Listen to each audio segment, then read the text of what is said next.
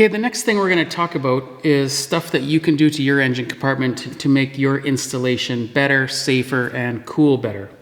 So we're going to talk about baffling and cooling, we're going to talk about firewall fittings, we're going to talk about securing lines, and just overall how to kind of improve your engine installation. So hopefully this helps you on your build.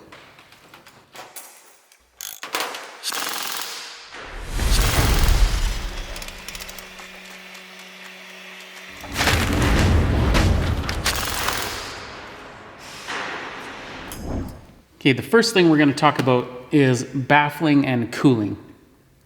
See, the baffling is all this gray part on the side here that's going to essentially create a compartment so that the cool air comes through the front. The plenum then creates a high pressure and all the cooling air goes down through the cylinder. So it's really important that this is strong and it's installed properly. A few things I recommend. Strong. Especially if you're going to put an oil cooler on the back of the baffling here. You need to reinforce this area very well. On my previous aircraft, I had an 1/8 inch thick angle here that would support where the oil cooler is. I also recommend that you screw all of the baffling together. Someday, somewhere, you're going to have to fix cracks in the baffling, probably no matter how strong you make this thing. So usually they call for riveting these pieces together, riveting this piece and the back piece together, and same on the other side. So you end up with kind of a whole L-shaped piece riveted together here. It's a pain in the butt to get on and off. So I recommend installing screws so that each part can be taken apart separately. Next thing to talk about is plenum versus normal kind of sealing. So obviously this one has a plenum, so creating kind of a high pressure area where the cool air comes through the front, gets forced down through the cylinder. Other way to do it is to have a baffle seal that would then contact the cowling, and then the cowling becomes the pressure seal. So this kind of takes some pressure off of the cowling. Advantages and disadvantages to everything, of course. So the advantage to this is seals better, gives a little bit better cruise speed, I think, better cooling, I think, since it's easier to seal 100%. The baffling is a little bit tricky, but it can be done properly. Disadvantage of this is you can't see the top of the engine when you take the cowling off. So if you want to inspect the top spark plugs, or you want to inspect the fuel spider on the top of the engine here, then you need to take this plenum off here, and it's off by removing all of these screws along the side here. So it takes a little bit of time to do it, but it's not too bad. Always pluses and minuses to everything. All right, so that covers the baffling part. The other thing that you want to do is make sure that all the baffling is nicely filed and sanded along the edges, especially in the back where it tucks underneath the cylinders. So you're going to see little relief holes in there, probably from the factory. You need to make sure all of those little holes are sanded and filed smooth, so you're not creating any stress risers in the baffling. The cracks that I've seen are right where the baffling goes from going straight down the back of the cylinder to then curving underneath. As soon as it curves underneath, there's a little stress relief right there. So you need to make sure that that is filed and sanded as smooth as you can get it to provide as much strain relief as you can. So that's pretty much it for this side. We'll talk one more thing about baffling on the right side of the engine behind cylinder number 3. Okay, so here we are behind cylinder number 3, and there's a problem with the baffling on most of these installation, and that cylinder number 3 ends up being hot. And the reason that is because there is no gap between the baffling and the cylinder on the back of the engine. So some of the cooling air goes through the front of the fins, but a lot of cooling air does not go back around the cylinder like it should. So what you need to do is modify the baffling. So here on this installation, you can see this triangular piece basically just allows the baffling to sit away from the cylinder and creates a little room behind the cylinder so the cooling air can then go back around the cylinder and then down through the fins. It'll make a huge difference on your cooling. So you need to make that modification on virtually all of these baffling kits. Again, here you can see that it's screwed together instead of riveted together.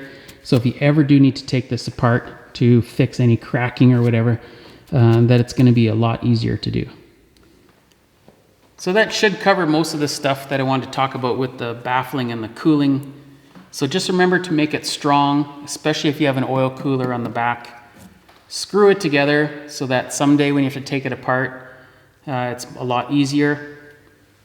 And make sure all the edges are nicely filed and sanded so you don't have any stress risers anywhere, especially where the baffling curves to go underneath the cylinder. The last thing you're going to want to do for cooling is to seal everything. So if you see any tiny holes in the baffling where you can actually look inside the engine, you want to go on the inside the plenum here and seal that up with high temp RTV compound, just to give yourself the best chance of creating that pressure here for the max cooling and the health of the engine. Even though most cases I've seen where there's cylinder head temperature problems, most of the time it's related to ignition timing and that sort of thing. But you want to give yourself the best chance possible to have the cylinders cool as possible. Max 420. So Lycoming lists the maximum as 500. If you're running anywhere above 420, you need to do something to your engine to make it cooler, because you're going to run into detonation and pre-ignition problems later on. So cooler is better. And make that modification on the back of cylinder number 3 so that it doesn't end up being the hottest one. So that's enough about cooling and baffling. Unless you guys have any questions, just comment down below. The next thing we're going to talk about is penetrating the firewall.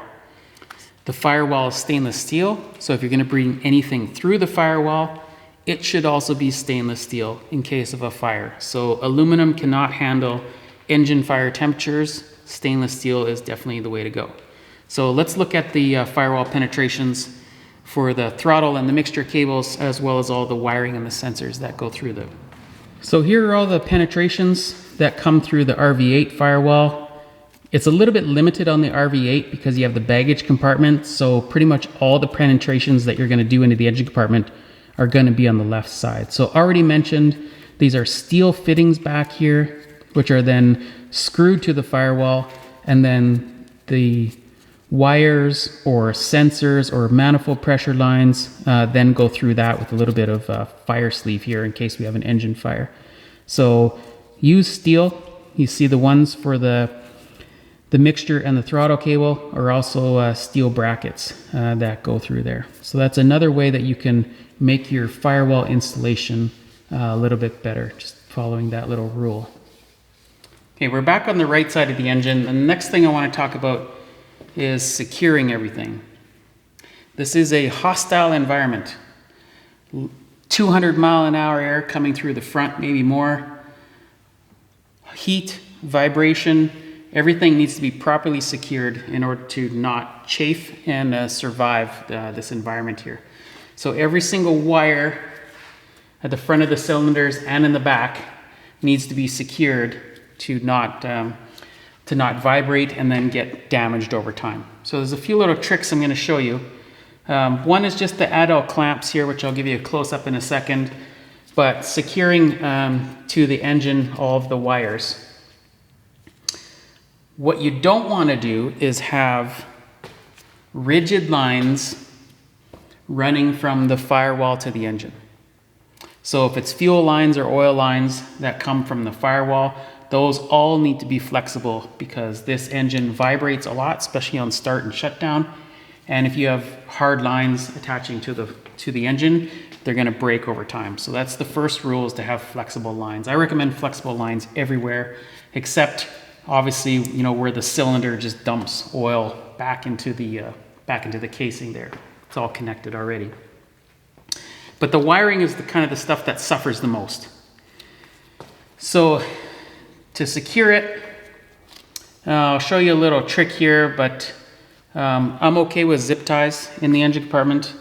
Makes a nice, neat installation, especially a little trick that I'll show you for attaching two wires together. What you really don't want to do is take a couple bundle of wires and just zip tie them together, because it is going to create a little friction, and you're going to have problems over time. So you need to think about that. If you are going to zap strap two things together, I recommend wrapping each side in at least electrical tape, or preferably kind of silicone tape, and then you can go ahead and zap strap it.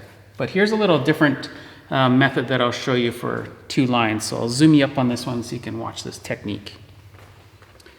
So here's going to be a technique I'm going to show you to attach these two lines to keep a little vibration. So we're going to add a little connection here. Like I said before, what we don't want to do is just zap strap those two things together. Of course, one is steel braided and one is not. Over time, we're going to have issues with that. It's going to vibrate. See these little fittings on here. So how we're going to do this is we're going to take a little tiny piece of pedostatic line, or whatever kind of rubber tubing that you prefer, and a zap strap. And what we do is run the zap strap through the pedo line. All right, so there we have the piece of static line on the zap strap. We're going to wrap it around the first line that we want to secure, and then go back through the pedo line.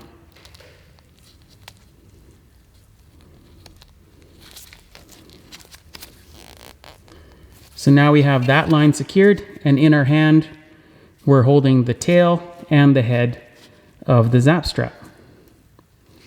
Now we want to go around the second line that we want to secure it to, head on one side, tail on the other, and then insert the tail into the head, and then pull it tight. And obviously tighten it all the way down.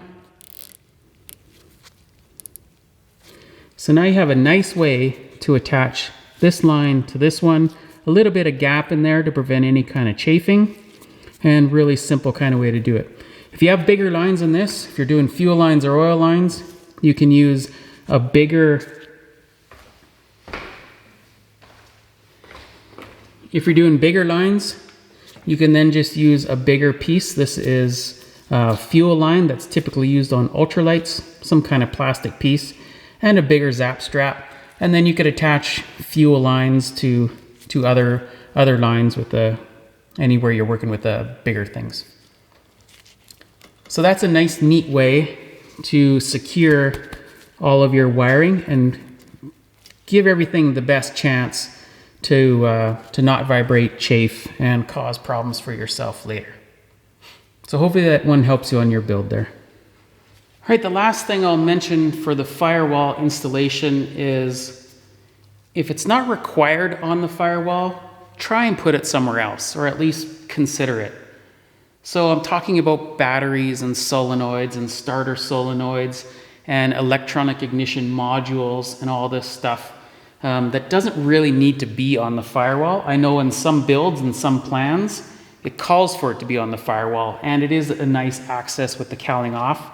But in most RVs, you can find a better place for a battery or a starter solenoid or a master solenoid or electronic ignition than the firewall. And the reason I say that is you're going to thank yourself later when it comes time to working on the engine, installing everything, changing the oil.